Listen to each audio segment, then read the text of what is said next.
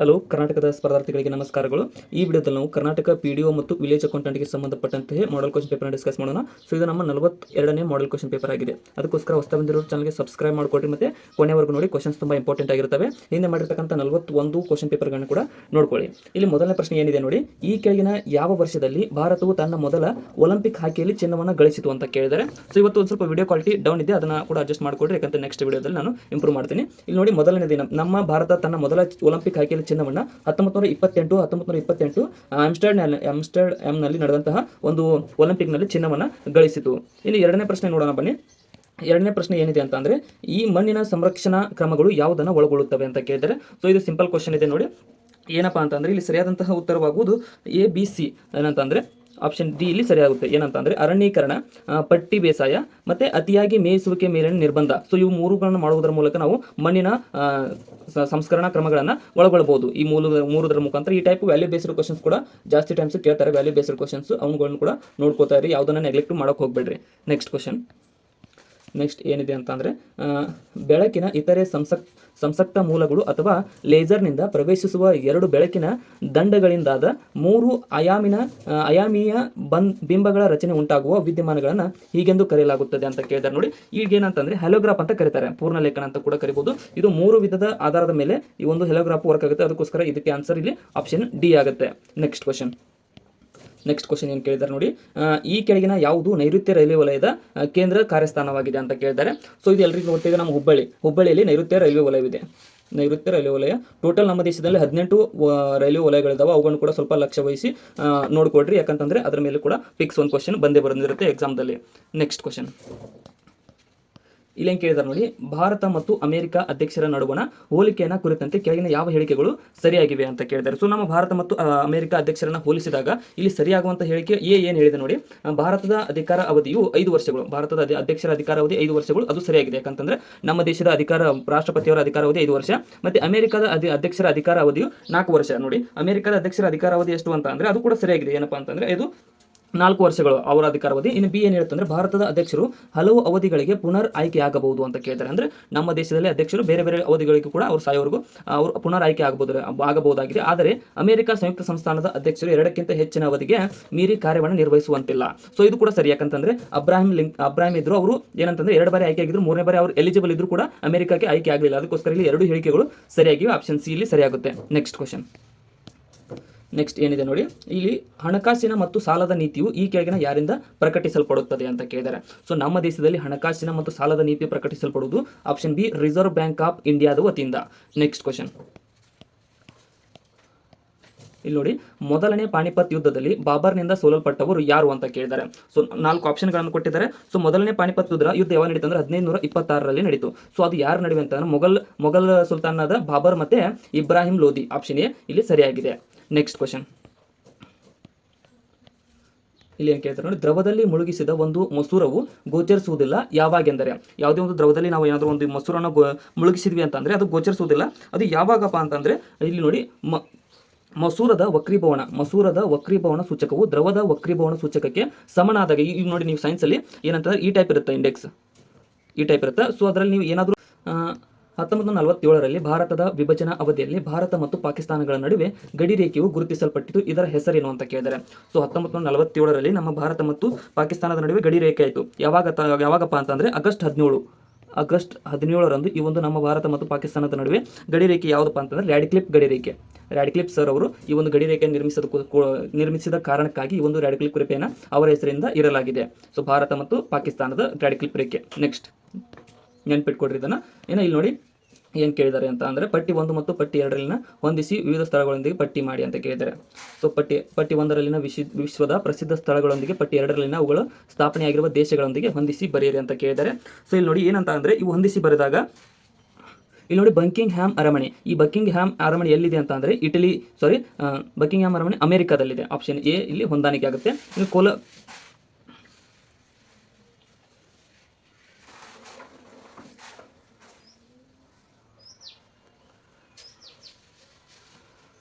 ಇಲ್ಲಿ ನೋಡಿ, ಸೊ ಈ 13ನೇ ಪ್ರಶ್ನೆ ಏನಿದೆ ನೋಡಿ, ಪಟ್ಟಿ 1ರಲ್ಲಿನ ವಿಶ್ವದ ಪ್ರಸಿದ್ಧ ಸ್ಥಳಗಳೊಂದಿಗೆ ಪಟ್ಟಿ 2ರಲ್ಲಿನ ಅವುಗಳು ಸ್ಥಾಪನೆಯಾಗಿರುವ ದೇಶಗಳೊಂದಿಗೆ ಹೊಂದಿಸಿರಿ ಅಂತ ಕೇಳಿದರೆ, ಪಟ್ಟಿ 1ರಲ್ಲಿ ಪ್ರಸಿದ್ಧ ಸ್ಥಳಗಳು ಮತ್ತು ಪಟ್ಟಿ 2ರಲ್ಲಿ ದೇಶಗಳನ್ನು ಕೊಟ್ಟಿದ್ದಾರೆ.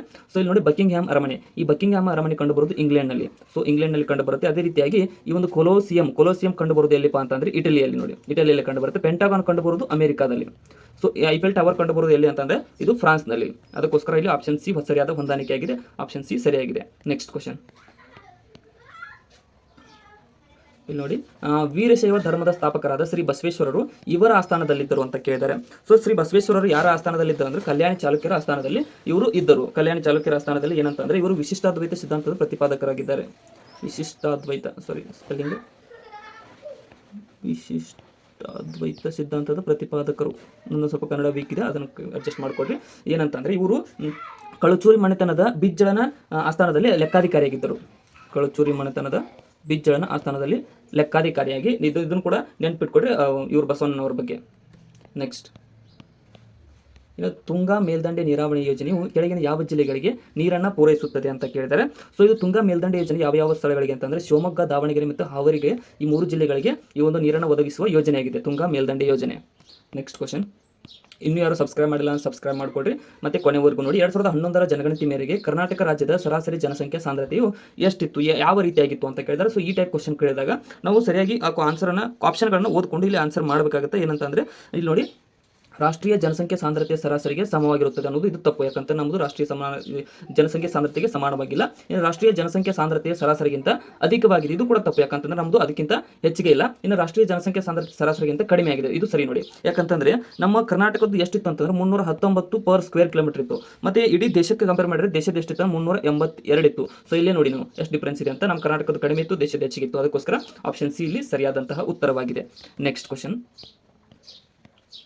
ಇಲ್ಲಿ ನೋಡಿ, ಲಿಂಗಾನುಪಾತ ಮಟ್ಟಗಳ ಬಗ್ಗೆ ಜಾಗೃತಿ ಮೂಡಿಸಲು ಮತ್ತು ಹೆಣ್ಣು ಮಕ್ಕಳ ಸಬಲೀಕರಣದ ವೃದ್ಧಿಗಾಗಿ ರಾಷ್ಟ್ರೀಯ ಹೆಣ್ಣು ಮಕ್ಕಳ ದಿನವನ್ನು UNGCDವನ್ನು ಈ ಕೆಳಕಂಡ ಯಾವ ದಿನಾಂಕದಂದು ಆಚರಿಸಲಾಗುತ್ತದೆ ಅಂತ ಕೇಳಿದರೆ, ಸೊ ಇಲ್ಲಿ ಯಾವಾಗ ಅಂತಂದ್ರೆ ಜನವರಿ 24 ಪ್ರತಿ ವರ್ಷದಂದು ಈ ಒಂದು ಹೆಣ್ಣು ಮಕ್ಕಳ ಸಬಲೀಕರಣಕ್ಕಾಗಿ ಈ ದಿನವನ್ನು ಮೀಸಲಿಡಲಾಗಿದೆ, ಹೆಣ್ಣು ಮಕ್ಕಳ ದಿನವಾಗಿ. ಇದನ್ನು ಕೂಡ ನೆನಪಿಟ್ಕೊಡ್ರಿ. ನೆಕ್ಸ್ಟ್ ಕ್ವಶನ್, ಕೆಳಗಿನ ಹೇಳಿಕೆಗಳನ್ನು ಪರಿಗಣಿಸಿ ಅಂತ ಕೇಳಿದರೆ, ಮೊದಲ ಹೇಳಿಕೆ ಏನು ಹೇಳುತ್ತಾ ಅಂತಂದ್ರೆ ಪಾದರಸವು ಕೊಠಡಿಯ ಉಷ್ಣತೆಯಲ್ಲಿ ದ್ರವ ಸ್ಥಿತಿಯಲ್ಲಿ ದೊರೆಯುತ್ತದೆ ಅಂತ ಹೇಳಿದರೆ ಇದು ಸರಿಯಾಗಿದೆ. ಯಾಕಂತಂದ್ರೆ ಕೊಠಡಿಯ ಉಷ್ಣತೆಯಲ್ಲಿ ಪಾದರಸ ದ್ರವ ಸ್ಥಿತಿಯಲ್ಲಿರುತ್ತದೆ. ನೀನು ಎರಡನೇದು, ಲೋಹಗಳನ್ನು ಬಡಿದು ತೆಳು ಹಾಳೆಯನ್ನಾಗಿಸುವ ಲಕ್ಷಣವನ್ನು ತನ್ಯತೆ ಎಂದು ಕರೆಯುತ್ತಾರೆ, ಇದು ತಪ್ಪು. ಯಾಕಂತಂದ್ರೆ ಇದಕ್ಕೆ ತನ್ಯತೆ ಅಂತ ಕರಂಗಿಲ್ಲ, ಯಾಕಂದ್ರೆ ಲೋಹಗಳ ಕೆಪಾಸಿಟಿಗೆ ತನ್ಯತೆ ಅಂತ ಕರೀತಾರೆ. ಸೊ ಆಪ್ಷನ್ ಬಿ ಇಲ್ಲಿ ತಪ್ಪಾಗುತ್ತೆ. ಆಪ್ಷನ್ ಎ ಮಾತ್ರ ಇಲ್ಲಿ ಸರಿಯಾಗಿದೆ. ಇಲ್ಲಿ ಆಪ್ಷನ್ಗಳಲ್ಲಿ ಎ ಮಾತ್ರ ಸರಿಯಾಗಿದೆ. ನೆಕ್ಸ್ಟ್ ಇನ್ನು ಇದೇನು ಕೇಳಿದರೆ, ಭಾರತದ ಶ್ವೇತಕ್ರಾಂತಿಯ ಪಿತಾಮಹ ಎಂದು ಯಾರನ್ನ ಕರೆಯಲಾಗುತ್ತದೆ ಅಂತ ಕೇಳಿದರೆ, ಸೊ ಭಾರತದ ಶ್ವೇತಕ್ರಾಂತಿಯ ಪಿತಾಮಹ ಕುರಿಯನ್. ಸೊ ಈ ಯಾವ ಟೈಪ್ ನೆನ್ಪಿಟ್ಕೊಳ್ಳೋದಂದ್ರೆ ನಾನು ಚೇಷ್ಟೆ ಮಾಡ್ತಾ ಇಲ್ಲ, ಹಂಗೆ ನೆನ್ಪಿಟ್ಕೊಳ್ಳೋ ಕೇಳ್ತಾ ಇದ್ದೀನಿ. ಇದು ಶ್ವೇತಕ್ರಾಂತಿ ಅಂದ್ರೆ ಹಾಲಿಗೆ ಸಂಬಂಧಿಸಿದೆ. ಸೊ ಕುರಿ ಏನು ಮಾಡುತ್ತೆ ಅಂದ್ರೆ ಹಾಲು ನೀಡುತ್ತೆ. ಕುರಿ ಮಾಂಸ ಕೂಡ ಬಳಸ್ತಾರೆ, ಬಟ್ ಹಾಲನ್ನು ಅದು ಕೂಡ ನೀಡುತ್ತೆ. ಅದಕ್ಕೋಸ್ಕರ ಕುರಿಯನ್ ಅಂತ ನೆನ್ಪಿಟ್ಕೊಳ್ರಿ. ಕುರಿಯನ್ ನಿಮ್ಗೆ ಯಾವಾಗಲೂ ಮರೆಯಂಗಿಲ್ಲ, ಈ ಟೈಪ್ ನೆನ್ಪಿಟ್ಕೊಂಡ್ರಿ ಕುರಿಯನ್. ನೆಕ್ಸ್ಟ್ ಕ್ವಶನ್ ಇಲ್ಲಿ ನೋಡಿ, ಒಂದು ಸ್ವಲ್ಪ ಬ್ಲರ್ ಆಗಿದೆ, ಅಡ್ಜಸ್ಟ್ ಮಾಡ್ಕೊಡ್ರಿ. ಇದನ್ನು ಕೂಡ ಪಟ್ಟಿ 1 ಮತ್ತು ಪಟ್ಟಿ 2 ಹೊಂದಿಸಿ ಏನಂತಂದರೆ, ಪಟ್ಟಿ 1ರಲ್ಲಿನ ಗ್ರಹಗಳ ವಿಶೇಷ ಗುಣಲಕ್ಷಣಗಳನ್ನು ಪಟ್ಟಿ 2ರಲ್ಲಿನ ಆಯಾ ಗ್ರಹಗಳ ಹೆಸರುಗಳನ್ನು ಹೊಂದಿಸಿರಿ ಅಂತ ಕೇಳಿದರೆ, ಇಲ್ಲಿ ನೋಡಿ ಕುಬ್ಜ ಗ್ರಹ ಅಂತ ಯಾವ ಗ್ರಹವನ್ನು ಕರೆಯಲಾಗುತ್ತದೆ ಅನ್ನೋದನ್ನು ಹೇಳಿ ನೋಡೋಣ. ಕುಬ್ಜ ಗ್ರಹ ಅಂತ ಯಾವುದು? ಪ್ಲೂಟೋ ಗ್ರಹವನ್ನು ಕರೆಯಲಾಗುತ್ತದೆ. ಕುಬ್ಜ ಗ್ರಹ, ಪ್ಲೂಟೋ ಗ್ರಹ. ಇನ್ನು ಸೌರವ್ಯೂಹದಲ್ಲಿ ಅಧಿಕ ಉದ್ದದ ಗ್ರಹ ಯಾವುದು ಅಂತ ಅಂದ್ರೆ ಇದು ಗುರುಗ್ರಹ, ಅಧಿಕ ಉದ್ದದ ಅಥವಾ ದೊಡ್ಡ ಗ್ರಹವಾಗಿದೆ. ಇನ್ನು ಸೌರವ್ಯೂಹದಲ್ಲಿ ಸೂರ್ಯನಿಂದ 2ನೇ ಸ್ಥಾನದಲ್ಲಿರತಕ್ಕಂಥ ಗ್ರಹ ಯಾವುದು ಅಂತ ಅಂದ್ರೆ ಇದು ಶುಕ್ರ ಗ್ರಹ. ನೋಡಿ, ಫಸ್ಟ್ ಬುಧ ಇದೆ, ಸೆಕೆಂಡ್ ಶುಕ್ರ ಇದೆ. ಇನ್ನು ಸೂರ್ಯನಿಗೆ ಅತ್ಯಂತ ಸಮೀಪದಲ್ಲಿರತಕ್ಕಂಥ ಗ್ರಹ ಆಪ್ಷನ್ ಎ, ಇದು ನೋಡಿ ಏನಂತಂದ್ರೆ ಬುಧ ಗ್ರಹ. ಅದಕ್ಕೋಸ್ಕರ ಇಲ್ಲಿ ಆಪ್ಷನ್ ಡಿ ಸರಿಯಾದಂತಹ ಉತ್ತರವಾಗಿದೆ. ನೆಕ್ಸ್ಟ್ ಕ್ವಶನ್ ಇಲ್ಲಿ ಕೂಡ ಪಟ್ಟಿ 1 ಮತ್ತು ಪಟ್ಟಿ 1ರಲ್ಲಿನ ದಿನಗಳೊಂದಿಗೆ ಪಟ್ಟಿ 2ರಲ್ಲಿನ ಅವುಗಳನ್ನು ಆಚರಿಸುವ ದಿನಾಂಕಗಳನ್ನು ಸರಿ ಹೊಂದಿಸಿ ಉತ್ತರಿಸಿ ಅಂತ ಕೇಳಿದ್ದಾರೆ. ಸೊ ಇಲ್ಲಿ ನೋಡಿ, ಸರಿ ಹೊಂದಿಸಿ ಉತ್ತರಿಸಿದಾಗ ಏನಾಗುತ್ತೆ ಅಂತಂದರೆ, ಪರಿಸರ ದಿನವನ್ನು ನಾವು ಜೂನ್ 5ರಂದು ಆಚರಿಸ್ತೇವೆ. ಸೊ ಪರಿಸರ ದಿನವನ್ನು ಜೂನ್ 5ರಂದು ಆಚರಿಸಲಾಗುತ್ತದೆ. ಅದೇ ರೀತಿಯಾಗಿ ವಿಶ್ವ ಅರಣ್ಯ ದಿನ ಮಾರ್ಚ್ 21ರಂದು ಆಚರಿಸ್ತೇವೆ. ಮಾರ್ಚ್ 21 ವಿಶ್ವ ಅರಣ್ಯ ದಿನ. ವಿಶ್ವ ಓಜೋನ್ ದಿನ ಯಾವಾಗಪ್ಪ ಅಂತ ಅಂದ್ರೆ ಸೆಪ್ಟೆಂಬರ್ 16ರಂದು ಆಚರಿಸ್ತೇವೆ. ಇನ್ನು ವಿಶ್ವ ಭೂಮಿ ದಿನ ಅಂತ ಯಾವಾಗ ಆಚರಿಸ್ತೇವೆ ಅಂದ್ರೆ ಏಪ್ರಿಲ್ 22. ಸೊ ಅದಕ್ಕೋಸ್ಕರ ಇಲ್ಲಿ ಆಪ್ಷನ್ ಸಿ ಸರಿಯಾಗುತ್ತೆ. ಆಪ್ಷನ್ ಸಿ ಇಲ್ಲಿ ಸರಿಯಾದ ಹೊಂದಾಣಿಕೆಯಾಗಿದೆ. ನೆಕ್ಸ್ಟ್ ಕ್ವಶನ್ ರೂಪಾಯಿ ಪರಿವರ್ತನೀಯತೆ ಎಂದರೆ ಏನರ್ಥ ಅಂತ ಕೇಳ್ತಾರೆ. ಸೊ ರೂಪಾಯಿಯ ಪರಿವರ್ತನೀಯತೆ ಅಂತ ಅಂದ್ರೆ ಏನು?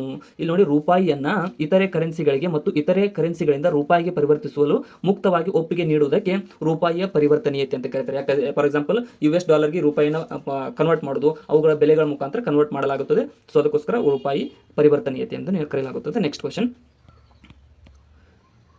ಕರ್ನಾಟಕ ಸರ್ಕಾರವು ಮಾತೃಪೂರ್ಣ ಯೋಜನೆಯನ್ನು ಚಾಲನೆಗೊಳಿಸಿದ್ದು ಇದನ್ನು ಎದುರುಗೊಳ್ಳಲು ಅಂತ ಕೇಳಿದ್ದಾರೆ. ನಮ್ಮ ಕರ್ನಾಟಕ ಸರ್ಕಾರ ಈ ಒಂದು ಯೋಜನೆ ಯಾವುದಕ್ಕೋಸ್ಕರ ಪ್ರಾರಂಭಿಸಿತ್ತು ಅಂತಂದ್ರೆ ಆಪ್ಷನ್ ಎ, ಗ್ರಾಮೀಣ ಪ್ರದೇಶದಲ್ಲಿನ ಗರ್ಭಿಣಿ ಮತ್ತು ಹಾಲುಣಿಸುವ ಮಹಿಳೆಯರ ಪೌಷ್ಟಿಕಾಂಶದ ಅಗತ್ಯತೆಗಳಿಗಾಗಿ ಈ ಒಂದು ಕರ್ನಾಟಕ ಸರ್ಕಾರ ಮಾತೃಪೂರ್ಣ ಯೋಜನೆಯನ್ನು ಪ್ರಾರಂಭಿಸಿತ್ತು. Next question. ವೈರಲ್ ಫೆಥಾಲಜಿಗೆ ಅಥವಾ ವೈರಸ್ ರೋಗಶಾಸ್ತ್ರೀಯ ಸಂಬಂಧಿಸಿದ ರೋಗಗಳ ಗುಣ ಯಾವುದು ಅಂತ ಕೇಳಿದರೆ, ಅಂದ್ರೆ ಕೆಳಗಿನವುಗಳಲ್ಲಿ ಯಾವ ರೋಗಗಳು ವೈರಸ್ಗೆ ಸಂಬಂಧಿಸಿವೆ ಅಂತ ಕೇಳಿದರೆ, ಸೊ ದಡಾರ್ ಇದೊಂದು ವೈರಸ್ನಿಂದ ಬರ್ತಕ್ಕಂಥ ರೋಗವಾಗಿದೆ.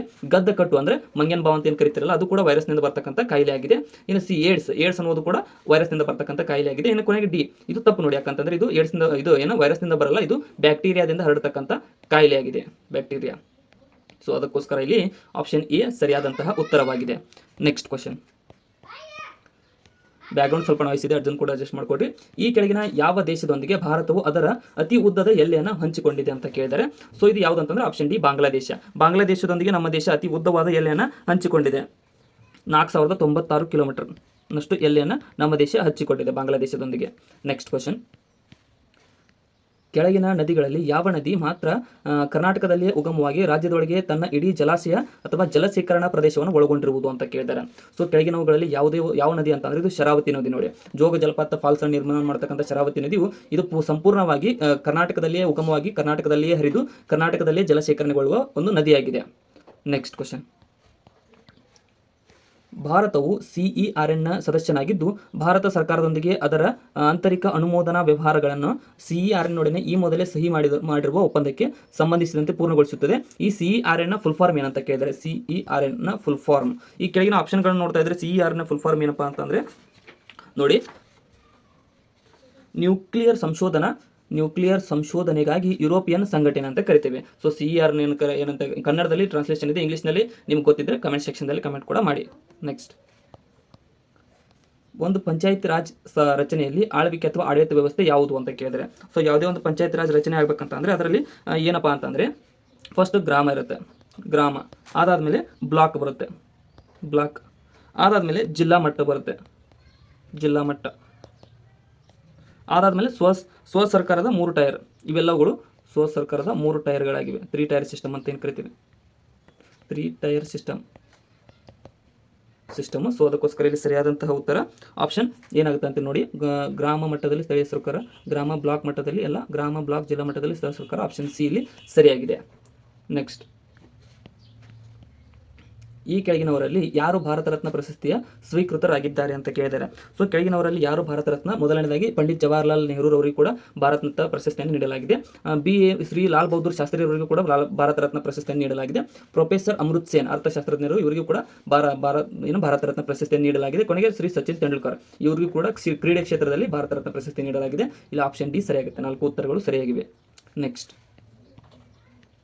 ಲೋಕಸಭೆ ಸಭಾಧ್ಯಕ್ಷರನ್ನ ಸ್ಪೀಕರ್ ಅಂತ ಏನು ಕರೀತಾರಲ್ಲ ಕುರಿತಂತೆ ಕೆಳಗಿನ ಯಾವ ಹೇಳಿಕೆಯು ಸರಿಯಾಗಿದೆ ಅಂತ ಕೇಳಿದ್ದಾರೆ. ಸೊ ಲೋಕಸಭೆ ಸಭಾಧ್ಯಕ್ಷರನ್ನ ಕುರಿತಂತೆ ಯಾವ ಹೇಳಿಕೆ ಇಲ್ಲಿ ಸರಿಯಾಗಿದೆ? ಮೊದಲ ಹೇಳಿಕೆ ನೋಡ್ಕೊಂಬರೋಣ ಬನ್ನಿ. ರಾಷ್ಟ್ರಾಧ್ಯಕ್ಷರು ಇಚ್ಛಿಸುವವರೆಗೂ ಅವರು ಅಧಿಕಾರದಲ್ಲಿ ಇರಬಹುದಾಗಿದೆ. ಸೊ ಲೋಕಸಭೆ ಸಭಾಧ್ಯಕ್ಷರು ಇದು ತಪ್ಪು ನೋಡಿ, ಯಾಕಂತಂದ್ರೆ ರಾಷ್ಟ್ರಾಧ್ಯಕ್ಷರಿಗೆ ಅವರಿಗೆ ಸಂಬಂಧ ಇರಂಗಿಲ್ಲ, ಅವರು ಆಯ್ಕೆಯಾಗಿರ್ತಾರೆ ಲೋಕಸಭೆ ಸಭಾಧ್ಯಕ್ಷರು. ಅದಕ್ಕೋಸ್ಕರ ರಾಷ್ಟ್ರಪತಿಯವರ ಇಚ್ಛೆಯವರೆಗೂ ಅವರು ಅಧಿಕಾರದಲ್ಲಿ ಇರುವುದು ಅಂತ ಏನು ರೂಲ್ಸ್ ಇಲ್ಲ. ಇನ್ನು ಅವರ ಚುನಾವಣಾ ವೇಳೆಯಲ್ಲಿ ಸದನದ ಸದಸ್ಯರಾಗಿರಬೇಕೆಂದಿಲ್ಲ, ಆದರೆ ಆತನ ಚುನಾವಣೆಯ ದಿನಾಂಕದಿಂದ 6 ತಿಂಗಳ ಒಳಗೆ ಅವರು ಸದನದ ಒಬ್ಬ ಸದಸ್ಯರಾಗಬೇಕು. ಇದು ತಪ್ಪು ನೋಡಿ, ಯಾಕಂತಂದ್ರೆ ಅವರು ಯಾವುದೇ ಒಂದು ಆ ಸದನದ ಸದಸ್ಯರಾಗಿದ್ದರೆ ಮಾತ್ರ ಅವರಿಗೆ ಏನಂತಂದ್ರೆ ಸ್ಪೀಕರ್ ಸ್ಥಾನವನ್ನು ನೀಡಲಾಗುತ್ತದೆ. ಇನ್ನು 3ನೇ ಹೇಳಿಕೆ ಏನಂತಂದ್ರೆ ಆತನು ಸಹಜ ಅಧಿಕಾರಾವಧಿಗೆ ಮುನ್ನವೇ ಸದನವು ವಿಸರ್ಜನೆಗೊಂಡಲ್ಲಿ ಆತನು ತನ್ನ ಅಧಿಕಾರವನ್ನು ಕಳೆದುಕೊಳ್ಳುವನು. ಇದು ಸರಿಯಾಗಿದೆ, ಯಾಕಂತಂದ್ರೆ ಈಗ ಅವರು ಅಧಿಕಾರಾವಧಿ 5 ವರ್ಷ ಇದೆ. ಸೊ ಅದು ಮುಗಿಯೋದ್ರೊಳಗಡೆ ಅವರ ಸರ್ಕಾರ ಏನಾದ್ರು ಅಧಿಕಾರಾವಧಿ ಆತನ ಸರ್ಕಾರ ಏನಾದರೂ ಬಿದ್ದರೆ ಅವರು ಕೂಡ ರಾಜೀನಾಮೆಯನ್ನು ಕೊಡಬೇಕಾಗುತ್ತೆ. ನೆಕ್ಸ್ಟ್. ಆತನು ರಾಜೀನಾಮೆ ನೀಡಲು ಉದ್ದೇಶಿಸಿದಲ್ಲಿ ಆತನ ರಾಜೀನಾಮೆ ಪತ್ರವನ್ನು ಉಪಸಭಾಧ್ಯಕ್ಷರಿಗೆ ನೀಡಬೇಕು. ಇದು ತಪ್ಪು, ಯಾಕಂತಂದ್ರೆ ಅವರು ರಾಜೀನಾಮೆ ಪತ್ರವನ್ನು ಉಪಸಭಾಧ್ಯಕ್ಷರಿಗೆ ನೀಡಂಗಿಲ್ಲ. ನೆಕ್ಸ್ಟ್. ಬಹುಮನಿ ರಾಜ್ಯವು ಹೋಳುಗಳಾದ ಮೇಲೆ ಒಂದಾದ ನಂತರ ಮತ್ತೊಂದು ದಕ್ಕನ್ನಲ್ಲಿ 5 ಪ್ರತ್ಯೇಕ ಸುಲ್ತಾನ ರಾಜ್ಯಗಳಾಗಿ ಹುಟ್ಟಿಕೊಂಡವು. ಈ ಕೆಳಗಿನವುಗಳಲ್ಲಿ ಯಾವುದು ಮೊದಲ ಪ್ರತ್ಯೇಕವಾದ ದೇಶವಾಗಿದೆ ಅಥವಾ ರಾಜ್ಯವಾಗಿದೆ ಅಂತ ಕೇಳಿದರೆ, ಸೊ ಯಾವುದಪ್ಪ ಅಂತಂದರೆ ಬಿರಾರ್ನ ಇಮಾದ್ ಶಾಹಿ ರಾಜಮನೆತನವು ಈ ಒಂದು ಬಹುಮನಿ ಸುಲ್ತಾನರಲ್ಲಿ ಮೊದಲ ಮನೆತನವಾಗಿದೆ, 1ನೇ ಮನೆತನ. ಯಾಕಂತಂದರೆ ಬಹುಮನಿ ಮನೆತನ ಹೋಳಾದ್ಮೇಲೆ ನೆಕ್ಸ್ಟ್ ಪಾರ್ಮಾದ 1ನೇ ಮನೆತನ ಇದು. ನೆಕ್ಸ್ಟ್ ಇಲ್ಲಿ ಕೂಡ ಹೊಂದಿಸಿ ಬರೆಯಲು ಕೇಳಿದ್ದಾರೆ. ಸೊ ಪಟ್ಟಿ 1ರಲ್ಲಿನ ಲೋಹಗಳೊಂದಿಗೆ ಪಟ್ಟಿ 2ರಲ್ಲಿನ ಅದಿರುಗಳನ್ನು ಅವುಗಳೊಂದಿಗೆ ಸರಿ ಹೊಂದಿಸಿರಿ ಅಂತ ಕೇಳಿದ್ದಾರೆ. ಏನಪ್ಪಾ ಅಂತಂದರೆ ಅಲ್ಯೂಮಿನಿಯಂನ ಅದಿರು ಯಾವುದು ಅಂತಂದರೆ ಬಾಕ್ಸೈಟ್ ಆಗಿದೆ, ಬಾಕ್ಸೈಟ್. ಇನ್ನು ಸೀಸದ ಅದಿರ ಗ್ಯಾಲಿನ್ ಆಗಿದೆ. ಕಬ್ಬಿಣದ ಅದಿರ ಏನು ಅಂತಂದರೆ ಇದು ಹೆಮಟೈಟ್ ಆಗಿದೆ. ಇನ್ನು ತವರಕ್ಕೆ ಸಂಬಂಧಿಸಿದಂತೆ ಸಿನಬಾರ್ ಅನ್ನುವಂಥ ತವರಕ್ಕೆ ಸಂಬಂಧಿಸಿದೆ. ಅದಕ್ಕೋಸ್ಕರ ಸಿನಬಾರ್ ಅಲ್ಲ, ಕ್ಯಾಸಿಟರೈಟ್ ಅನ್ನುವಂಥದ್ದು ಅದಕ್ಕೆ ಸಂಬಂಧಿಸಿದಲ್ಲಿ ಆಪ್ಷನ್ ಬಿ ಸರಿಯಾಗುತ್ತೆ. ನೆಕ್ಸ್ಟ್ ಕ್ವಶನ್ ಏನು ಕೇಳಿದ್ದಾರೆ ನೋಡಿ. ಸೈಮನ್ ಆಯೋಗಕ್ಕೆ ಸಂಬಂಧಿಸಿದಂತೆ ಕೆಳಗಿನ ಹೇಳಿಕೆಗಳನ್ನು ಪರಿಗಣಿಸಿ ಅಂತ ಕೇಳಿದ್ದಾರೆ. ಸೊ ಈ ಹೇಳಿಕೆ ಮೊದಲ ಹೇಳಿಕೆ ನೋಡಿದಾಗ ಏನಂತ ಅಂದರೆ 1928ರಲ್ಲಿ ಭಾರತಕ್ಕೆ ಬಂದಿದ್ದು ಮತ್ತಷ್ಟು ಹೆಚ್ಚಿನ ಸಾಂವಿಧಾನಿಕ ಸುಧಾರಣೆಗಳ ಸಾಧ್ಯತೆಯನ್ನು ಪರಿಶೋಧಿಸಲಕ್ಕಾಗಿದ್ದು ಸರಿಯಾಗಿದೆ. ಯಾಕಂದರೆ ಸೈಮನ್ ಆಯೋಗ ಬಂದಿದ್ದು ನಮ್ಮ ಸಂವಿಧಾನದಲ್ಲಿರ್ತಕ್ಕಂಥ ಸುಧಾರಣೆಗಳನ್ನು ತರುವ ಸಲುವಾಗಿ. ಇನ್ನು ಬಿ ಏನು ಹೇಳ್ತಾ, ಆಯೋಗದಲ್ಲಿ ಭಾರತೀಯರು ಯಾರೂ ಇರಲಿಲ್ಲ, ಯಾರೂ ಪ್ರತಿನಿಧಿಸಲ್ಪಡದಿದ್ದರಿಂದ ಭಾರತೀಯರಿಂದ ಬಹಿಷ್ಕೃತವಾಗಿತ್ತು. ಇದು ಕೂಡ ಸರಿ. ಯಾಕಂತಂದರೆ ಅದರಲ್ಲಿ ಯಾವುದೇ ರೀತಿಯಾದ ಭಾರತೀಯರು ಇರಲಿಲ್ಲ, ಅದಕ್ಕೋಸ್ಕರ ಅದಕ್ಕೆ ಬಹಿಷ್ಕಾರ ಬಿತ್ತು. ಇನ್ನು ಆಪ್ಷನ್ ಸಿ ಸರಿಯಾಗುತ್ತೆ. ಎರಡು ಹೇಳಿಕೆಗಳು ಸರಿಯಾಗಿವೆ. ನೆಕ್ಸ್ಟ್, ಮಹಾತ್ಮ ಗಾಂಧಿಯವರು ಸಾಯುವವರೆಗೂ ಉಪವಾಸವನ್ನು ಕೋಮುವಾದಿ ನಿರ್ಣಯದ ವಿರುದ್ಧವಾಗಿ ಕೈಗೊಂಡರು, ಅಂತೂ ಅವರು ಉಪವಾಸವನ್ನು ನಿಲ್ಲಿಸಿದರು ಏಕೆಂದರೆ ಅಂತ ಕೇಳಿದ್ದಾರೆ. ಸೊ ಮಹಾತ್ಮ ಗಾಂಧೀಜಿಯವರು ಒಂದು ಉಪವಾಸ ಸತ್ಯಾಗ್ರಹ, ಅಮರಣ ಅಂತ ಉಪವಾಸ ಸತ್ಯಾಗ್ರಹವನ್ನು ಕೈಗೊಂಡಿದ್ದರು. ಅದು ಯಾಕಂತಂದರೆ 1932ರಲ್ಲಿ ಈ ಒಂದು ಉಪವಾಸ ಸತ್ಯಾಗ್ರಹವನ್ನು ಕೈಗೊಂಡಿದ್ದರು ಕೋಮುವಾದದ ವಿರುದ್ಧವಾಗಿ. ಇದು ಯಾವಾಗ ಕೊನೆಗೊಂಡಿತು ಅಂದರೆ ಪೂನಾ ಕೌರಿನ ಮುಕ್ತಾಯದಿಂದ. ಸೊ ಇವರಿಗೆ BR ಅಂಬೇಡ್ಕರ್ ಅವರ ಜೊತೆಗೆ ಒಂದು ಭಿನ್ನಾಭಿಪ್ರಾಯವಾಗಿತ್ತು. ಪ್ರತ್ಯೇಕ ಮತಗಟ್ಟೆ ಬೇಡ ಅಂತ ಇವರು ಅಮರನಾಥ ಉಪವಾಸನ ಕೈಗೊಂಡರು. ಅದಕ್ಕೋಸ್ಕರ 1932ರಲ್ಲಿ ಈ ಒಂದು ಇವರ ಸೆಪ್ಟೆಂಬರ್ 24ರಂದು ಇವರು BR ಅಂಬೇಡ್ಕರ್ ಅವರನ್ನು ಒಂದು ಒಪ್ಪಂದದ ಮೂಲಕ ಇವರು ಉಪವಾಸವನ್ನು ತ್ಯಜಿಸಿದರು ಮತ್ತು ಅಲ್ಲಿಗೆ ಅವರು ಏನಂತಂದರೆ ಮತೀಯ ತೀರ್ಪನ್ನು ಕೂಡ ಅವರು ತೆಗೆದುಹಾಕಿದರು. ನೆಕ್ಸ್ಟ್, ಸಂವಿಧಾನದ 4A ಭಾಗದಲ್ಲಿ ಅಣಿ ಮಾಡಲಾಗಿರುವಂತೆ ಕೆಳಗಿನವುಗಳಲ್ಲಿ ಯಾವುದನ್ನು ಭಾರತೀಯ ನಾಗರಿಕನ ಮೂಲಭೂತ ಕರ್ತವ್ಯಗಳಲ್ಲೊಂದು ಎಂದು ತಪ್ಪಾಗಿ ಪಟ್ಟಿ ಮಾಡಲಾಗಿದೆ ಅಂತ ಕೇಳಿದರೆ.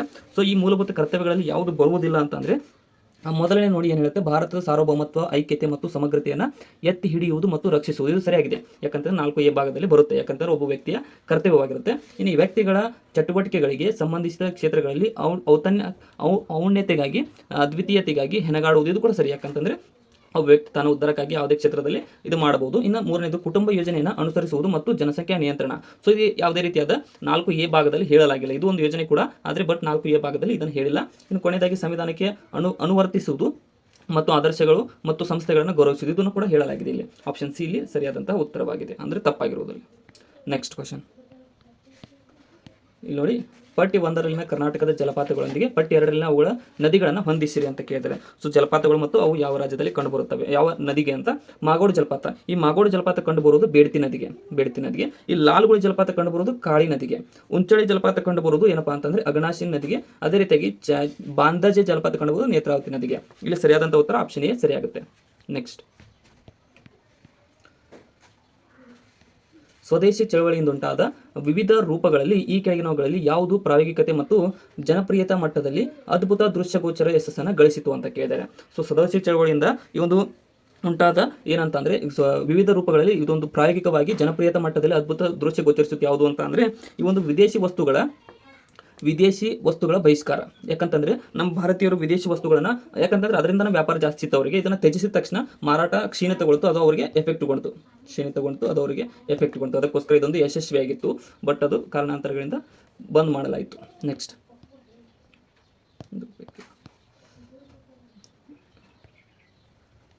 ಎತ್ತಿನ ಹೊಳೆ ಯೋಜನೆಯ ಬಗ್ಗೆ ಕುರಿತಂತೆ ಕೆಳಗಿನವುಗಳನ್ನು ಪರಿಗಣಿಸಿ ಅಂತ ಕೇಳಿದರೆ.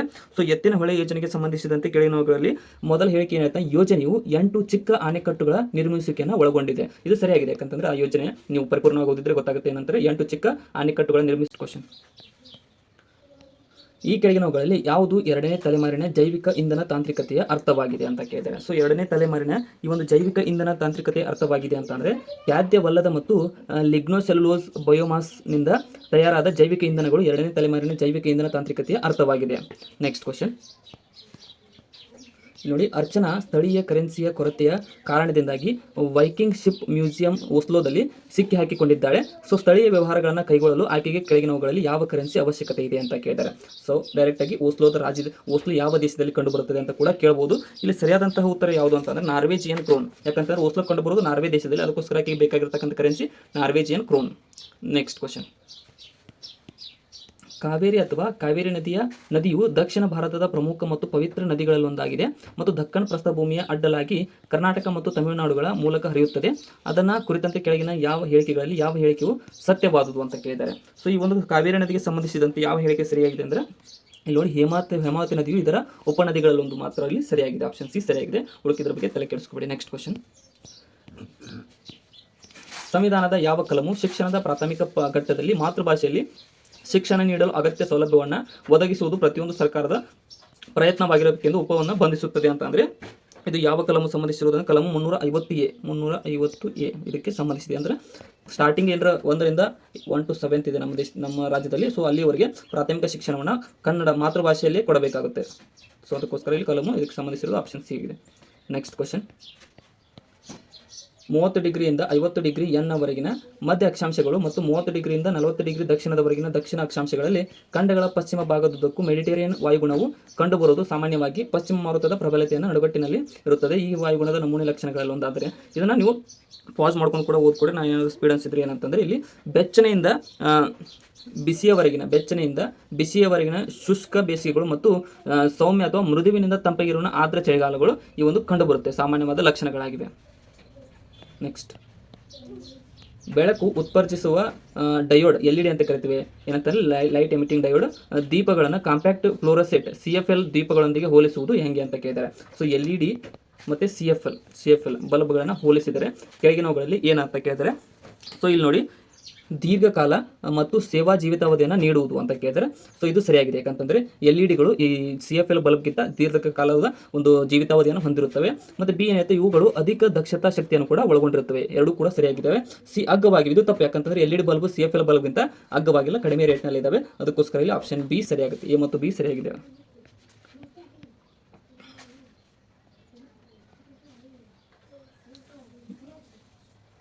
ಇಲ್ಲೇನಿದೆ ನೋಡಿ, ವಿದ್ಯುತ್ ಉಪಕರಣಗಳು ತಾರಾ ಬೆಲೆ ನಿರ್ಣಯ ರೇಟಿಂಗ್ಗಳನ್ನು 5 ತಾರೆಗಳವರೆಗೆ ಹೊಂದಿದೆ. ಅಧಿಕ ತಾರಾ ಸಂಖ್ಯೆಗಳನ್ನು ಹೊಂದಿರುವುದರಿಂದ ಕೆಳಗಿನವುಗಳಲ್ಲಿ ಯಾವುದು ಮಹತ್ವಪೂರಿತವಾಗಿದೆ ಅಂತ ಕೇಳಿದ್ದಾರೆ. ಸೊ ಇಲ್ಲಿ ವಿದ್ಯುತ್ ಪೂರಕ ಘಟನೆಗಳನ್ನು ನೋಡಿದಾಗ ಏನಂತಂದರೆ ಇಲ್ಲಿ ಸಿ ಮಾತ್ರ ಸರಿಯಾಗಿದೆ. ಉಪಕರಣದ ಅಧಿಕ ಶಕ್ತಿ ದಕ್ಷತೆಯು ಮಾತ್ರ ಇಲ್ಲಿ ಸರಿಯಾದ ಉತ್ತರವಾಗುತ್ತದೆ. ಆಪ್ಷನ್ ಸಿ ಸರಿಯಾಗಿದೆ. ನೆಕ್ಸ್ಟ್. ಕೇಂದ್ರ ಮತ್ತು ರಾಜ್ಯಗಳ ನಡುವಣ ವ್ಯಾಜ್ಯಗಳನ್ನು ತೀರ್ಮಾನಿಸಿದ ಅಧಿಕಾರವನ್ನು ಸರ್ವೋಚ್ಚ ನ್ಯಾಯಾಲಯವು ಹೊಂದಿದೆ. ಸರ್ವೋಚ್ಚ ನ್ಯಾಯಾಲಯದ ಅಧಿಕಾರವು ಈ ಕೆಳಗಿನ ಯಾವ ಪ್ರವರ್ಗದಡಿ ಬರುತ್ತದೆ ಅಂತ ಕೇಳಿದ್ದಾರೆ. ಸೊ ಸರ್ವೋಚ್ಚ ನ್ಯಾಯಾಲಯದ ವರ್ಗವು ಯಾವುದರ ಮೂಲ ಅಧಿಕಾರ ವ್ಯಾಪ್ತಿಯಡಿಯಲ್ಲಿ ಇವರ ಸರ್ವೋಚ್ಚ ನ್ಯಾಯಾಲಯದ ಅಧಿಕಾರವು ಕಂಡುಬರುತ್ತೆ. ಮೂಲ ಅಧಿಕಾರ ವ್ಯಾಪ್ತಿ ನೆನಪಿಟ್ಕೊಳ್ರಿ ಇದನ್ನು. Next question. ಇಲ್ಲಿ ಕೆಳಗಿನವುಗಳಲ್ಲಿ ಯಾವುದು ಪಂಚಶೀಲ ತತ್ವವಾಗಿದೆ ಅಂತ ಕೇಳಿದರೆ, ಸೊ ಈ ಪಂಚಶೀಲ ತತ್ವ ಏನಂತಂದ್ರೆ ನಮ್ಮ ಭಾರತ ಮತ್ತು ಚೀನಾದ ನಡುವೆ ನಡೆದಿತ್ತು.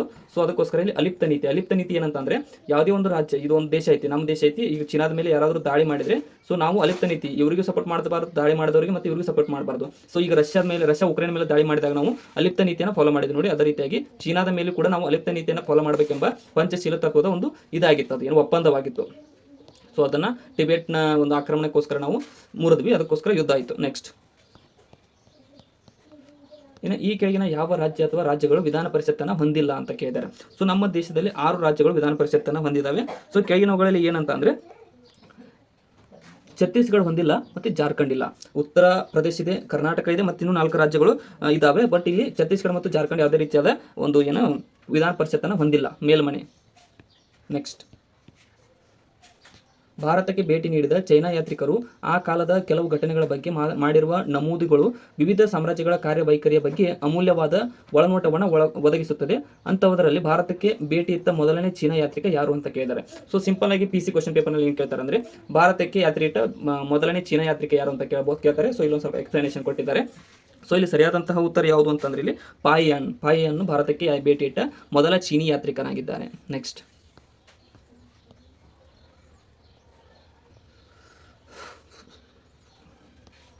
ನಮ್ಮ ಸಂವಿಧಾನದ ಭಾಗ 4 ಕಲಮು 36ರಿಂದ 51 ಒಳಗೊಂಡಿರುವ ರಾಜ್ಯ ನೀತಿಯ ನಿರ್ದೇಶಕ ತತ್ವಗಳನ್ನು ಕುರಿತು ಕೆಳಗಿನವುಗಳಲ್ಲಿ ಯಾವುದು ಸರಿಯಾಗಿ ವಿವರಿಸುತ್ತದೆ ಅಂತ ಕೇಳಿದರೆ, ಸೊ ರಾಜ್ಯ ನೀತಿ ನಿರ್ದೇಶಕ ತತ್ವಗಳನ್ನು ನೋಡಿದಾಗ ಮೊದಲನೇದು ಏನು ಹೇಳ್ತಂದ್ರೆ, ನಿರ್ದೇಶಿತ ಗುರಿಗಳನ್ನು ಸಾಧಿಸುವತ್ತ ಕೆಲಸ ನಿರ್ವಹಿಸಲು ಸರ್ಕಾರಗಳಿಗೆ ಸಕಾರಾತ್ಮಕ ಸೂಚನೆಗಳು. ಇದು ಸರಿಯಾಗಿದೆ, ಯಾಕಂತಂದ್ರೆ ಇದು ಸರ್ಕಾರಕ್ಕೆ ಸರಿಯಾಗಿ ನಡೆಸಿಕೊಳ್ಳಲು ಸಕಾರಾತ್ಮಕ ಸೂಚನೆಗಳಾಗಿದ್ದಾವೆ. ಇಲ್ಲಿ ಆಪ್ಷನ್ ಏನೇ ಸರಿಯಾಗಿದೆ, ಅದಕ್ಕೋಸ್ಕರ ಇವು ಮೂರು ನಾವು ತಲೆ ಕೆಡಿಸ್ಕೋಬೇಡ, ಮುಂದೆ ಹೋಗೋಣ.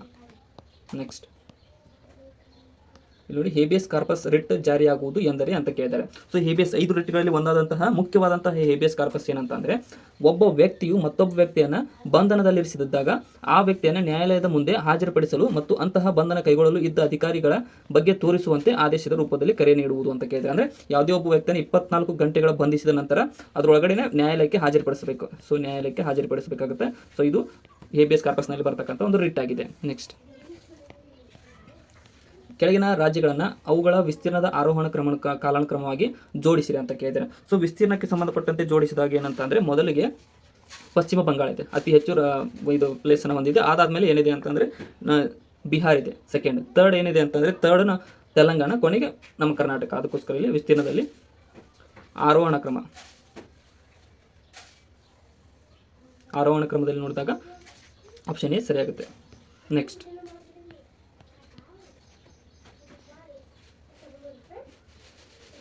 ಇಲ್ಲಿ ನೋಡಿ, ಪಟ್ಟಿ 1ರಲ್ಲಿನ ರಾಷ್ಟ್ರಗಳೊಂದಿಗೆ ಪಟ್ಟಿ 2ರಲ್ಲಿ ಇರ್ತಕ್ಕಂಥ ಅವುಗಳ ರಾಜಧಾನಿಗಳನ್ನು ಸರಿ ಹೊಂದಿಸಿರಿ ಅಂತ ಕೇಳಿದ್ದಾರೆ. ಸೊ ರಾಷ್ಟ್ರಗಳು ಮತ್ತು ಅವುಗಳ ರಾಜಧಾನಿ ಬಗ್ಗೆ ಕೇಳಿದಾಗ ಸರಿಯಾದಂತಹ ಉತ್ತರ ನೋಡಿ ಏನಂತಂದರೆ ಕೆನಡಾದ ರಾಜಧಾನಿ ಯಾವುದು ಅಂತಂದರೆ ಒಟ್ಟಾವಾ ಕೆನಡಾದ ರಾಜಧಾನಿ ಆಗಿದೆ. ಅರ್ಜೆಂಟೀನಾದ ರಾಜಧಾನಿ ಬ್ಯೂನಸ್ ಐರಿಸ್ ಆಗಿದೆ. ಮತ್ತು ಕ್ಯೂಬಾ ದೇಶದ ರಾಜಧಾನಿ ಯಾವುದು ಅಂತಂದರೆ ಹವಾಣ ಆಗಿದೆ. ಫಿಜಿ ದೇಶದ ರಾಜಧಾನಿ ಯಾವುದು ಅಂತಂದರೆ ಸುವಾ. ಸೊ ಇಲ್ಲಿ ಸರಿಯಾದಂತಹ ಉತ್ತರ ಆಪ್ಷನ್ ಸಿ ಸರಿಯಾಗುತ್ತೆ. ನೆಕ್ಸ್ಟ್ ಕ್ವಶನ್, ಕೆಳಗಿನ ಭಾಷೆಗಳನ್ನು ಪರಿಗಣಿಸಿ ಅಂತ ಕೇಳಿದ್ದಾರೆ. ಇಲ್ಲಿ ನೋಡಿ ಏನು ಕೇಳಿದ್ದಾರೆ, ಕೆಳಗಿನ ಭಾಷೆಗಳನ್ನು ಪರಿಗಣಿಸಿ ಅಂತ ಕೇಳಿದ್ದಾರೆ.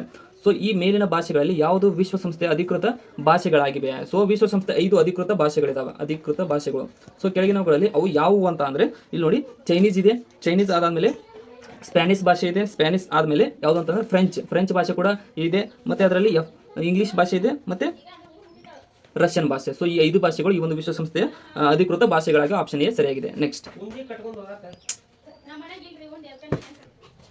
ಭಾರತದಲ್ಲಿನ ಬ್ರಿಟಿಷರ ಸಾರ್ವಭೌಮತ್ವಕ್ಕೆ ಫ್ರೆಂಚರು ಹಾಕಿದ ಸವಾಲು ಈ ಕೆಳಗಿನ ಯಾವ ಯುದ್ಧದಿಂದ ಕೊನೆಗೊಂಡಿತು ಅಂತ ಕೇಳಿದರೆ, ಸೊ ಈ ಒಂದು ಭಾರತದಲ್ಲಿ ಬ್ರಿಟಿಷರ ಮತ್ತು ಫ್ರೆಂಚರ ನಡುವೆ ಇಲ್ಲಿ ನೆಲೆ ಊರಬೇಕಂತ ಯುದ್ಧಗಳು ನಡೀತು. ಅದು ಯಾವುದು ಅಂತಂದರೆ 1760ರಲ್ಲಿ ನಡೆದಂತಹ 1760 ಜನವರಿ 22ರಲ್ಲಿ ನಡೆದಂತಹ ಈ ಒಂದು ವಾಂಡಿವಾಶ್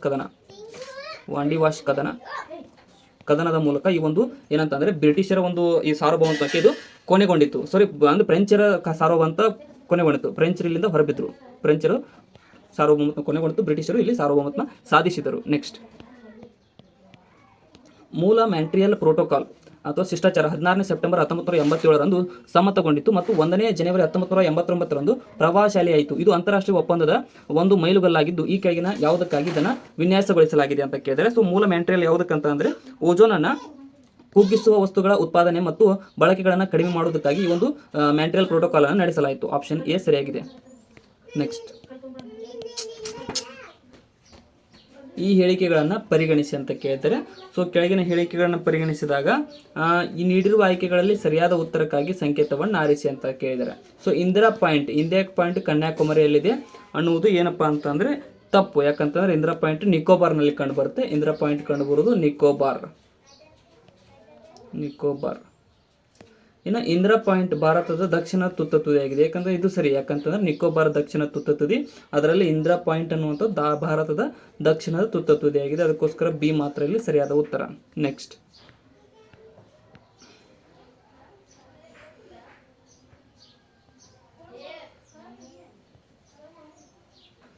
ಇಲ್ಲಿ ನೋಡಿ, ಪಟ್ಟಿ 1ರಲ್ಲಿನ ಭಾರತೀಯ ಅಸ್ತಿತ್ವ ತತ್ವಶಾಸ್ತ್ರೀಯ ಚಿಂತನಾ ಶಾಲೆಗಳೊಂದಿಗೆ ಮತ್ತು ಪಟ್ಟಿ 2ರಲ್ಲಿರುವ ಅವುಗಳ ಪ್ರತಿಪಾದಕರು ಸರಿ ಹೊಂದಿಸಿರಿ ಅಂತ ಕೇಳಿದ್ದಾರೆ. ಸೊ ಈ ಒಂದು ಅಸ್ತಿತ್ವಗಳನ್ನು ಮತ್ತು ಪ್ರತಿಪಾದಿಸಿದವರನ್ನು ಸರಿ ಹೊಂದಿಸಿದಾಗ ಏನಾಗುತ್ತೆ ನೋಡಿ, ಮೊದಲನೇದಾಗಿ ಸಾಂಖ್ಯವನ್ನು ಪ್ರತಿಪಾದಿಸಿದವರು ಯಾರು ಅಂತ ಅಂದರೆ ಕಪಿಲ ಸರಿಯಾಗಿದೆ. ಅದಾದಮೇಲೆ ಯೋಗ ಅನ್ನುವಂಥದ್ದು ಪತಂಜಲಿ ಸರಿಯಾಗಿದೆ. ನ್ಯಾಯ ಅನ್ನುವಂಥದ್ದು ಗೌತಮರಿಗೆ ಸರಿಯಾಗಿದೆ. ಇನ್ನು ವೈಶಿಕ ಅನ್ನುವಂಥದ್ದು ಕನಾದ ಸರಿಯಾಗಿದೆ. ಇಲ್ಲಿ ವೇದಾಂತ ಅನ್ನುವಂಥದ್ದು ಹೊಂದಿಸಿ ಬರೆದಾಗ ಶಂಕರಾಚಾರ್ಯ. ಸೊ ಇಲ್ಲಿ ಸರಿಯಾದಂತಹ ಉತ್ತರ ಆಪ್ಷನ್ ಡಿ ಸರಿಯಾಗುತ್ತೆ. ನೆಕ್ಸ್ಟ್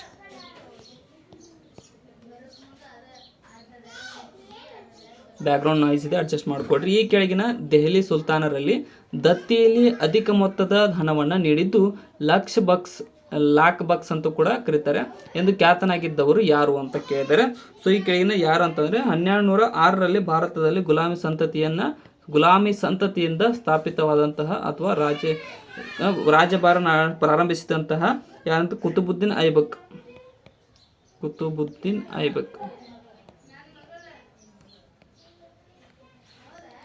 ರವರನ್ನು ಲಾಕ್ ಬಕ್ಸ್ ಅಂತ ಕರೆಯಲಾಗುತ್ತದೆ. ನೆಕ್ಸ್ಟ್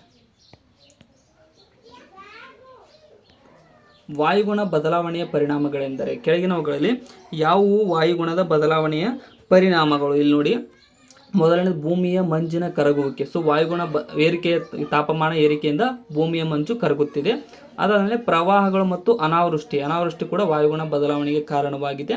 ಇನ್ನು ಸಮುದ್ರ ಮಟ್ಟ ಬದಲಾವಣೆಗಳು, ಇದು ಕೂಡ ವಾಯುಗುಣ ಬದಲಾವಣೆಯಿಂದ, ಯಾಕಂತಂದರೆ ಐಸ್ ಕರಗುತ್ತೆ ಅಂದರೆ ಅಲ್ಲಿ ಸಮುದ್ರದಲ್ಲಿ ನೀರು ಜಾಸ್ತಿ ಆಗುತ್ತೆ. ಇನ್ನು ಮಳೆ ಮತ್ತು ಒತ್ತಡದ ಕ್ರಮದಲ್ಲಿನ ಬದಲಾವಣೆ, ಇವೆಲ್ಲವೂ ಸರಿಯಾಗಿವೆ, ಅದಕ್ಕೋಸ್ಕರ ಆಪ್ಷನ್ ಡಿ ಇಲ್ಲಿ ಸರಿಯಾಗುತ್ತೆ. ನೆಕ್ಸ್ಟ್ ಹವಳದಿಬ್ಬವು ಅಥವಾ ರಾಶಿಯು ಸಂಕ್ರಾಂತಿ ವೃತ್ತ ಅಕ್ಷಾಂಶ ರೇಖೆಗಳೊಳಗೆ ಮತ್ತು 30 ಡಿಗ್ರಿ ಉತ್ತರ ಮತ್ತು 30 ಡಿಗ್ರಿ ದಕ್ಷಿಣ ಅಕ್ಷಾಂಶಗಳ ನಡುವೆ ಕಂಡುಬರುವುದು. ಅವುಗಳಲ್ಲಿ ಅತ್ಯಂತ ದೊಡ್ಡದಾಗಿರುವುದು ಆಸ್ಟ್ರೇಲಿಯಾದ ಪೂರ್ವ ಕರಾವಳಿಗೆ ಸಮಾನಾಂತರವಾಗಿ ಚಚ್ಚಿದೆ. ಅದು ಯಾವುದು ಅಂತ ಕೇಳಿದ್ದಾರೆ. ಸೊ ಇದು ಯಾವುದು ಅಂದರೆ ಗ್ರೇಟ್ ಬ್ಯಾರಿಯರ್ ರೀಫ್, ಆಸ್ಟ್ರೇಲಿಯಾದಲ್ಲಿ ಕಂಡುಬರತಕ್ಕಂಥ ಗ್ರೇಟ್ ಬ್ಯಾರಿಯರ್ ರೀಫ್, ಇದಕ್ಕೆ ಹವಳದ ದಿಬ್ಬ ಅಂತ ಕರೀತಾರೆ. ನೆಕ್ಸ್ಟ್ ಕರ್ನಾಟಕದ ಕಲೆ ಮತ್ತು ಸಂಸ್ಕೃತಿಗೆ ಸಂಬಂಧಿಸಿದಂತೆ ಕೆಳಗಿನ ಹೇಳಿಕೆಗಳನ್ನು ಪರಿಗಣಿಸಿ ಅಂತ ಕೇಳಿದರೆ, ಸೊ ಈ ಕೆಳಗಿನ ಹೇಳಿಕೆಗಳನ್ನು ಪರಿಗಣಿಸಿದಾಗ ಮೊದಲ ಹೇಳಿಕೆ ಏನು ಹೇಳುತ್ತಂತಂದರೆ, ತೊಗಲು ಗೊಂಬೆ ಆಟ ಎಂಬುದು ಗೊಂಬೆಗಳ ಪ್ರದರ್ಶನವಾಗಿದ್ದು ಇಲ್ಲಿ ಚರ್ಮದ ಗೊಂಬೆಗಳನ್ನು ರಾಮಾಯಣ ಮತ್ತು ಮಹಾಭಾರತದಂಥ ಕಾವ್ಯಗಳ ಜನಪ್ರಿಯ ದೃಶ್ಯಗಳನ್ನು ಅಭಿನಂದಿಸುವಂತೆ ಬಳಸಲಾಗುತ್ತದೆ ಅಂತಾರೆ. ಸೊ ಇಲ್ಲಿ ಸರಿಯಾಗಿದೆ, ಯಾಕಂತಂದರೆ ತೊಗಲು ಗೊಂಬೆ ಆಟ ಅದಕ್ಕೆ ಸಂಬಂಧಿಸಿದೆ. ಇನ್ನು ಬಿ ಏನು ಹೇಳುತ್ತಂದರೆ ಯಕ್ಷಗಾನ ಎಂಬುದು ನೃತ್ಯ, ನಾಟಕ, ಸಂಭಾಷಣೆ, ಹಾಡುಗಳು, ಸಂಗೀತ ಮತ್ತು ದೇದೀಪಾನ್ಯತೆ ವೇಷಭೂಷಣ ಒಂದು ಅನನ್ಯ ಸಂಯೋಜನೆಯಾಗಿದೆ. ಇದು ಕೂಡ ಸರಿಯಾಗಿದೆ. ಇಲ್ಲಿ ಎರಡು ಹೇಳಿಕೆಗಳು ಸರಿಯಾಗಿ, ಆಪ್ಷನ್ ಸಿ ಸರಿಯಾಗುತ್ತೆ. ನೆಕ್ಸ್ಟ್ ಗಜನಿ ಮೊಹಮ್ಮದ್ನ ಆಕ್ರಮಣವನ್ನೆದುರಿಸುವುದರಲ್ಲಿ ಮೊದಲ ಭಾರತೀಯ ದೊರೆ ಯಾರು ಅಂತ ಕೇಳಿದ್ದಾರೆ. ಸೊ ಗಜನಿ ಮೊಹಮ್ಮದನ ಆಕ್ರಮಣವನ್ನು ಎದುರಿಸಿದವರಲ್ಲಿ ಮೊದಲ ಭಾರತೀಯ ಯಾರು ಅಂತಂದರೆ ಶಕದೊರೆ ಜೈಪಾಲ, ಆಪ್ಷನ್ ಸಿ ಸರಿಯಾಗಿದೆ. ನೆಕ್ಸ್ಟ್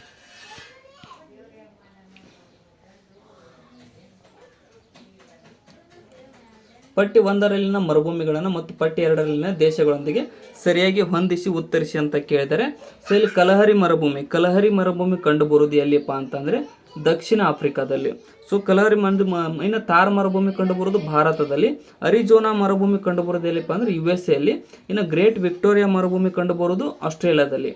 ಸೊ ಅದಕ್ಕೋಸ್ಕರ ಆಪ್ಷನ್ ಡಿ ಸರಿಯಾಗಿದೆ. ನೆಕ್ಸ್ಟ್ ಸಾಗರ ವಿದ್ಯುತ್ ಪ್ರವಾಹಗಳ ಕೆಲವು ಪ್ರಮುಖ ಕಾರಣಗಳೆಂದರೆ ಅಂತ ಕೇಳಿದರೆ, ಸೊ ಕೆಳಗಿನವುಗಳಲ್ಲಿ ಸಾಗರ ವಿದ್ಯುತ್ ಪ್ರವಾಹಗಳಿಗೆ ಪ್ರಮುಖ ಕಾರಣಗಳು ಯಾವುವು ಅಂತಂದರೆ ಚಾಲ್ತಿಯಲ್ಲಿರುವ ಪ್ರಬಲ ಮಾರುತಗಳು, ಇದು ಕೂಡ ಕಾರಣವಾಗುತ್ತೆ. ಮತ್ತು ತಾಪಾಂಶದಲ್ಲಿನ ವ್ಯತ್ಯಾಸ, ಇದು ಕೂಡ ಕಾರಣವಾಗುತ್ತೆ. ಲವಣತೆಯಲ್ಲಿನ ವ್ಯತ್ಯಾಸ, ಲವಣತೆ ಕೂಡ ಈ ಒಂದು ಸಾಗರ ವಿದ್ಯುತ್ ಪ್ರವಾಹಕ್ಕೆ ಸಂಬಂಧಿಸಿದೆ, ಅದಕ್ಕೋಸ್ಕರ ಇಲ್ಲಿ ಆಪ್ಷನ್ ಸಿ ಸರಿಯಾಗುತ್ತೆ. ಆಳದಲ್ಲಿನ ವ್ಯತ್ಯಾಸ ಅದಕ್ಕೆ ಸಂಬಂಧಿಸಿಲ್ಲ, ಯಾವುದೇ ರೀತಿಯಾದ ಕರೆಂಟ್ ಇದ್ರೂ ಅದಕ್ಕೆ ಸಂಬಂಧ ಪಡಂಗಿಲ್ಲ. ಸೊ ನೆಕ್ಸ್ಟ್ ಕ್ವಶನ್, ಈ ಕೆಳಗಿನ ಯಾವ ದೇಶವು ಸಾರ್ಕ್ನ ಅಥವಾ ದಕ್ಷಿಣ ಏಷ್ಯಾ ಪ್ರಾದೇಶಿಕ ಸಹಕಾರ ಸದಸ್ಯವಾಗಿಲ್ಲ ಅಂತ ಕೇಳಿದರೆ, ಸೊ ಈ ಕೆಳಗಿನವುಗಳಲ್ಲಿ ಚೀನಾ ಸಾರ್ಕ್ ಸಂಘಟನೆಯ ಸದಸ್ಯವಾಗಿಲ್ಲ. ಸೊ ಇಲ್ಲಿಗೆ ಇವತ್ತಿನ ನಮ್ಮ ಮಾಡೆಲ್ ಕ್ವಶನ್ ಪೇಪರ್ ಡಿಸ್ಕಷನ್ ಮುಕ್ತಾಯಗೊಂಡಿದೆ. ಇದು ನಮ್ಮ ಮೊದಲ ಏನಂತಂದರೆ ಪೆನ್ ಯೂಸ್ ಮಾಡಿರ್ತಕ್ಕಂಥ ವಿಡಿಯೋ ಆಗಿದೆ. ಕೊನೆಯವರೆಗೂ ನೋಡಿದ್ದಕ್ಕೆ ಎಲ್ರಿಗೂ ಧನ್ಯವಾದಗಳು. ಮತ್ತು ವಿಡಿಯೋನ ಆದಷ್ಟು ನಿಮ್ಮ ಫ್ರೆಂಡ್ಸ್ಗೆ ಶೇರ್ ಮಾಡಿ. ವಿಡಿಯೋ ಹೆಂಗೆ ಅನಿಸ್ತು ಅಂತ ಕೂಡ ಕಮೆಂಟ್ ಸೆಕ್ಷನ್ದಲ್ಲಿ ಕಮೆಂಟ್ ಮಾಡಿ ತಿಳಿಸಿ. ಮತ್ತು ಡಿಸ್ಕ್ರಿಪ್ಷನ್ದಾಗ ಇರ್ತಕ್ಕಂಥ ನಮ್ಮ ಚಾನಲ್ನ ಇನ್ಸ್ಟಾ, ಫೇಸ್ಬುಕ್, ಥ್ರೆಡ್ಸ್, ವಾಟ್ಸಪ್ ಲಿಂಕ್ಗಳನ್ನು ಕೂಡ ಫಾಲೋ ಮಾಡಿಕೊಡ್ರಿ. Thank you so much.